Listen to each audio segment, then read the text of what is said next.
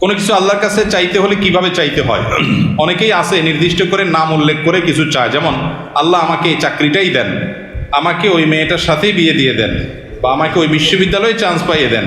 আমার প্রশ্ন হলো, কিছু চাওয়ার সঠিক পদ্ধতি কি? দেখেন, এটা ভুল পদ্ধতি। আপনি আল্লাহর কাছে আপনার চাওয়াকে এতটা ফিক্স করে দিবেন না।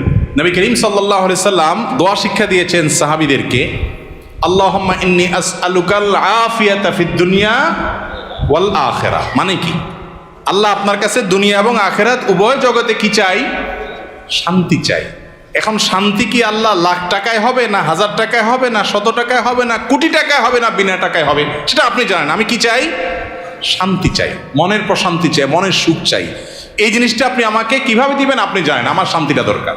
আমার শান্তির জন্য যদি কোটিকে টাকা দরকার হয় তো কোটি টাকা দেন, কি লাগবে সেটা আপনি জানেন। কিন্তু আমি কি চাই?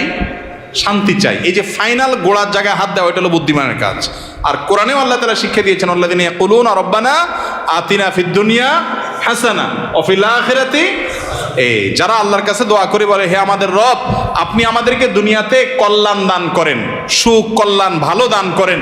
এ ভালোটা কি দিয়ে হবে আমি জানি না।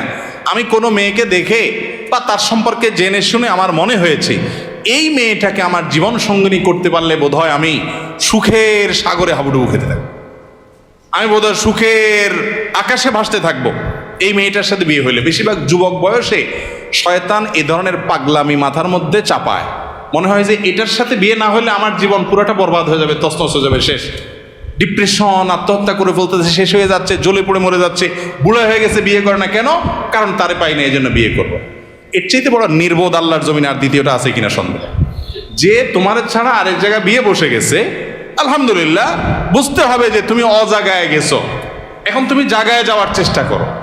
এটা হলো বুদ্ধিমানের কাজ, ঠিক না ভাই? ঠিক।